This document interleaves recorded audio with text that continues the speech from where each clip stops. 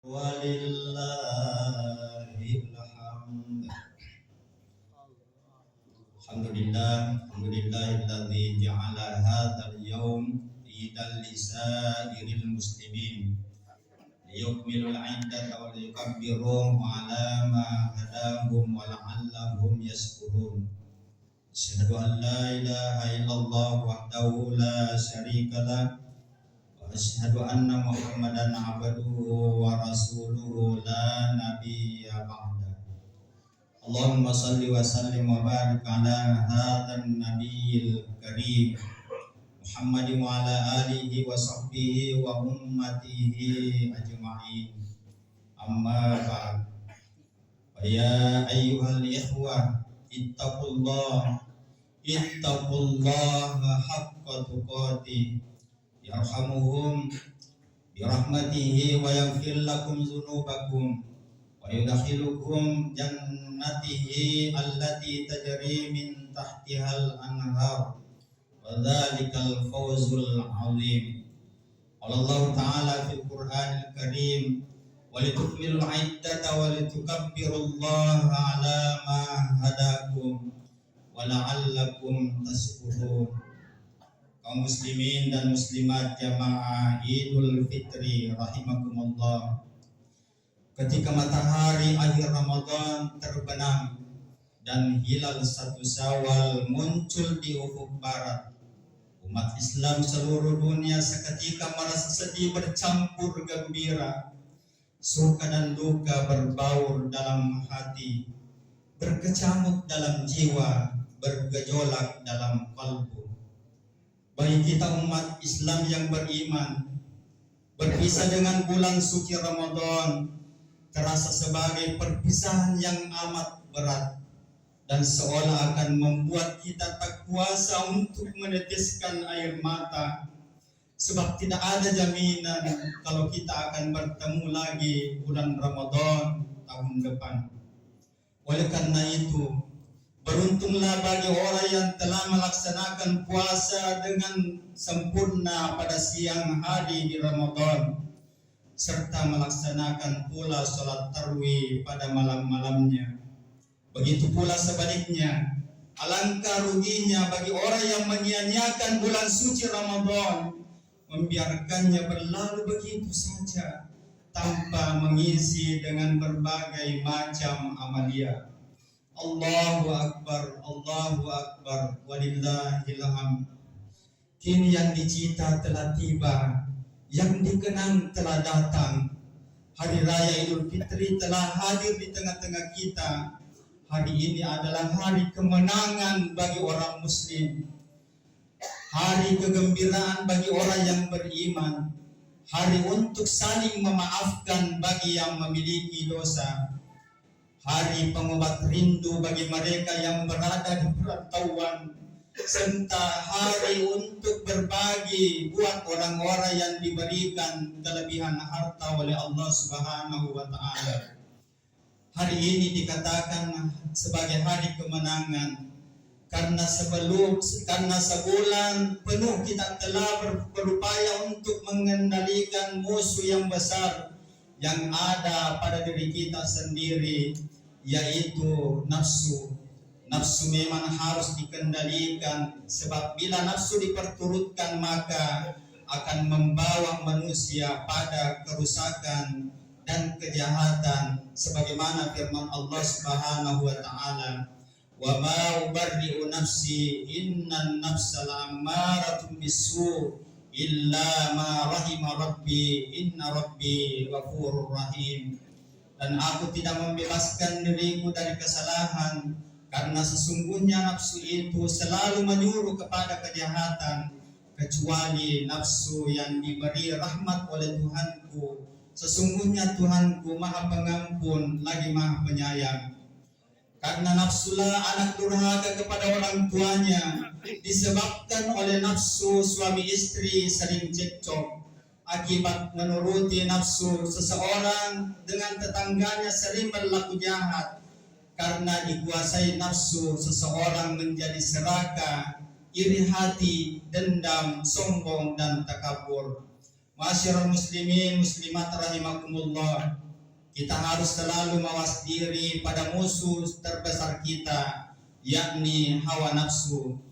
Karena ia sebagai musuh yang tidak pernah berdamai. Rasulullah SAW bersabda, jihad yang paling besar adalah jihad melawan diri dari hawa nafsu.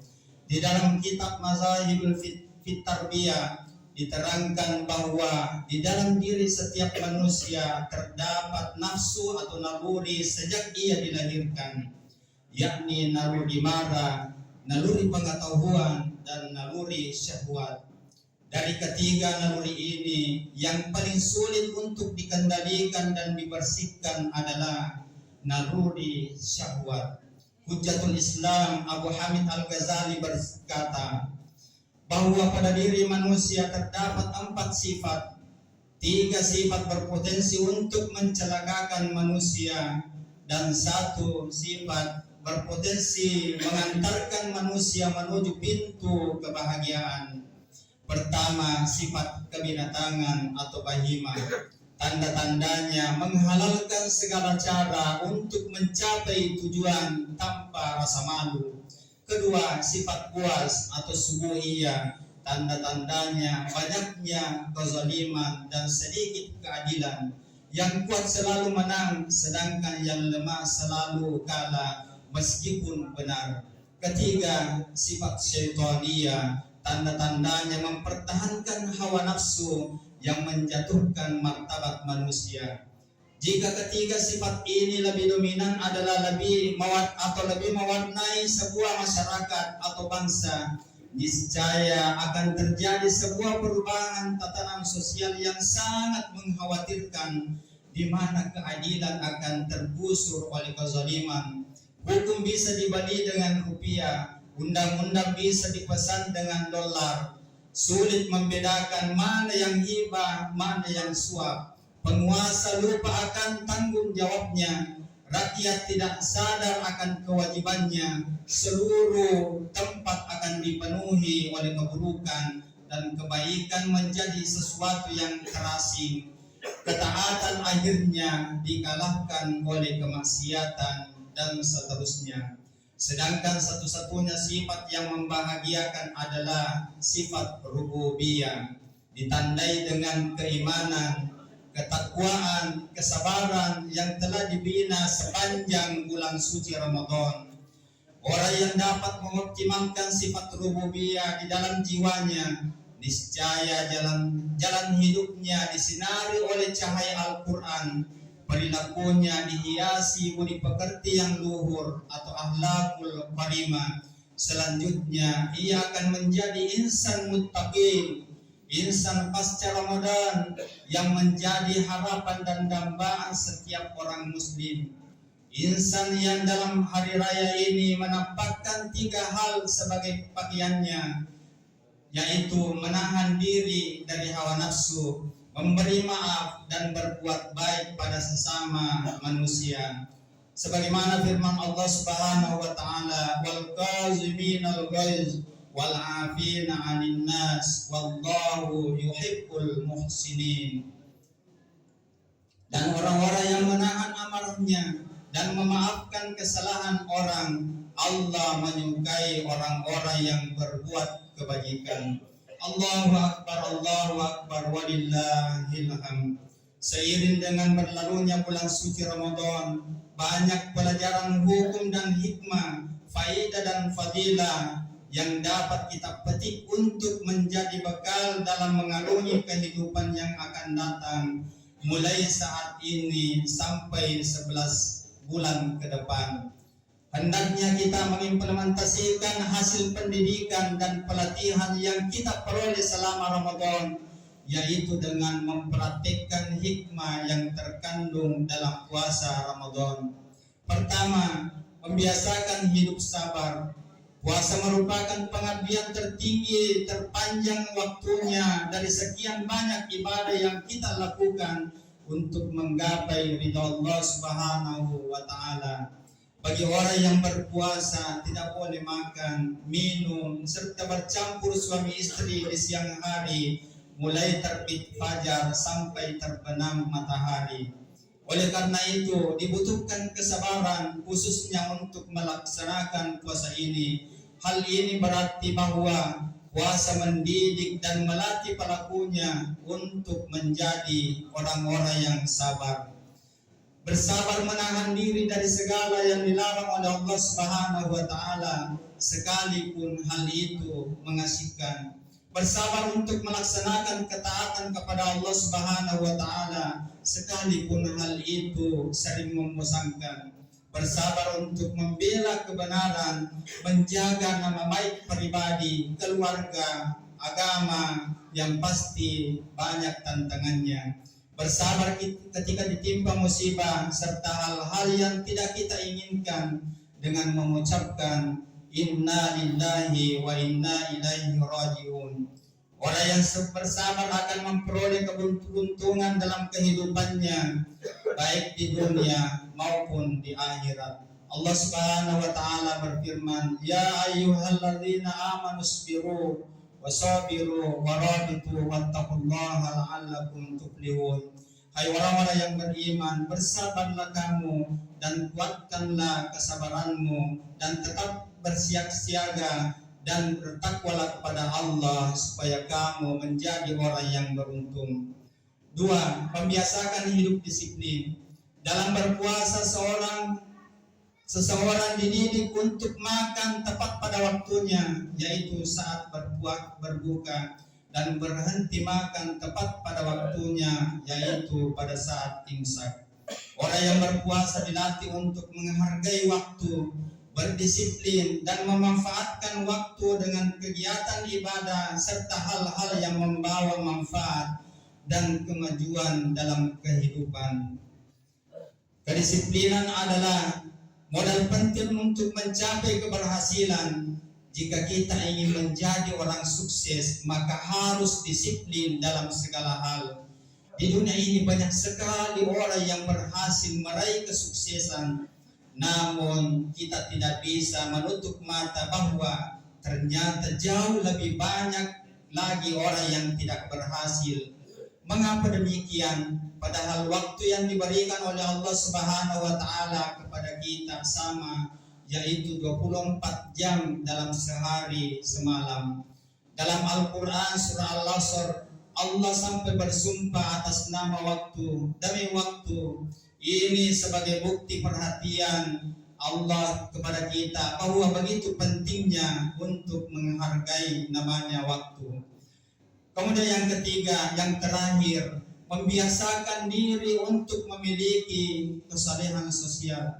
Berkaitan dengan persoalan ini, Allah Subhanahu wa taala mengingatkan dengan sebuah peringatan keras dalam surah Al-Maun ayat 1 sampai 3. Ara'aital ladzi yukadzibu bid-din fadzalikal ladzi yad'ul yatim wa la yahuddu 'ala ta'amil miskin. Tahukah kamu yang tidak beragama, mereka itulah orang yang menghardik anak yatim dan tidak menganjurkan memberi makan kepada orang miskin. Kaum muslimin dan muslimat jamaah Idul Fitri yang berbahagia, pada waktu ketika berpuasa kita merasakan lapar dan dahaga. Bahkan terkadang kita merasa lelah, tidak berdaya. Meskipun demikian, kita masih bisa makan dan minum sesuai selera karena kita memiliki kemampuan untuk itu. Cobalah sejenak kita berpikir bagaimana penderitaan orang fakir miskin, anak yatim, serta anak-anak yang terlantar, yang makannya tidak tertentu disebabkan karena kemiskinan dan tidak berdayaannya. Begitupun dengan pakaian yang dipakainya yang serba kusam, sobek dan compang-camping penuh dengan tempelan. Coba kita lihat menengok kehidupan mereka yang hari ini mungkin sedang bersedih, meneteskan air mata, sebab mereka juga ingin seperti kita memakai pakaian serba baru. Akan tetapi kemana mereka harus meminta? Nasib mereka menjadi orang miskin, yatim, dan terlantar. Akhirnya mereka menyambut hari raya ini dengan genangan air mata. Dikisahkan pada zaman Rasulullah Sallallahu Alaihi Wasallam ada seorang anak yang bernasib malang sebab ayahnya meninggal pada sebuah pertempuran jihad fi sabilillah, sementara ibunya menjadi seorang yang tega mengusir darah dagingnya sendiri karena sudah menikah lagi dengan lelaki lain. Akhirnya anak itu pergi dengan pakaian yang hanya melekat di badannya saja, sehingga pada suatu saat tibalah hari raya Idul Fitri dan anak itu ingin sekali merayakan hari raya itu, akan tetapi dia malu dilihat oleh orang karena pakaiannya yang sudah kusam dan tua. Akhirnya dia pergi bersembunyi di suatu tempat sambil memperhatikan orang yang lalu lalang menuju ke lapangan dan ke masjid untuk melaksanakan sholat Idul Fitri. Pada saat dia melihat anak sebayanya tertawa gembira, maka meneteslah air matanya sambil berkata dalam hati, "Ya Allah, andai kata ayahku belum meninggal dan ibuku tidak mengusirku dari rumah, saya juga bisa merayakan hari ini dengan penuh kegembiraan. Ya Allah, andai kata ayahku masih hidup, maka dia pun akan membelikan pakaian yang baru untuk saya pakai di hari raya ini. Ya Allah, andai kata ayahku masih hidup, dia juga bisa menggandeng tangan saya menuju ke masjid untuk melaksanakan sholat Idul Fitri." Dengan keadaan berlinang air mata mengenang ayahnya yang sudah tiada, Rasulullah Sallallahu Alaihi Wasallam menghampiri anak itu, lalu didekatnya dan dihalus-halus kepalanya. Setelah cukup mendapatkan kehangatan, beliau bertanya kepada anak itu, "Wahai anakku, mengapa engkau bersedih? Mengapa engkau bersedih hati di saat teman-temanmu bersukaria? Di mana rumahmu? Siapa orang tuamu?" Dengan mata berlinang, anak kecil itu pun menjawab, "Ayahku telah wafat dalam medan peperangan membela agama Allah ya Rasulullah. Sedang ibuku menikah lagi dengan lelaki lain dan tidak lagi menghiraukanku." Rasulullah Sallallahu Alaihi Wasallam mendekat lagi hangat lagi lalu bertanya, "Maukah kau jadikan aku sebagai ayahmu, Aisyah sebagai ibumu, sedang Fatimah sebagai kakakmu?" Beliau lalu membimbing anak itu ke rumah, lalu meminta agar Aisyah memandikannya, membersihkan kotorannya, dan memberikan pakaian yang terbaik yang dimilikinya. Anak kecil yang berpakaian dekil dan berwajah muram itu seketika berubah penampilannya. Ia kini kelihatan bersih dengan rambut yang tersisir rapi, pakaiannya bagus, dan wajahnya berubah menjadi ceria. Ia keluar dari rumah Rasulullah Sallallahu Alaihi Wasallam sambil berteriak kepada teman-temannya, "Akulah anak yang hari ini bahagia dan bergembira. Muhammad telah menjadi ayahku, Aisyah menjadi ibuku, sedang Fatimah menjadi kakakku." Sungguh tak terkira bahagianya anak itu, kebahagiaan yang tak terlukiskan dengan kata-kata. Di hari Idul Fitri seperti ini, seharusnya tak ada seorang pun yang bersedih. Semua harus bergembira, semua harus bergembira. Lebih-lebih anak kecil, hendaknya mereka semua bersukacita.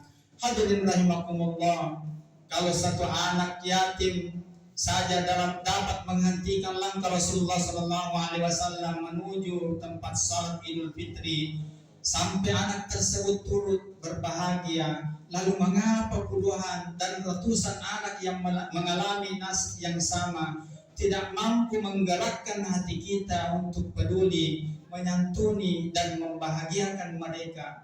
Apa yang kita pikirkan ketika membelikan baju baru untuk anak-anak kita? Apa yang ada dalam pikiran kita menghadapi aneka macam makanan lezat tersaji di meja makan kita? Apa yang kita pikirkan kita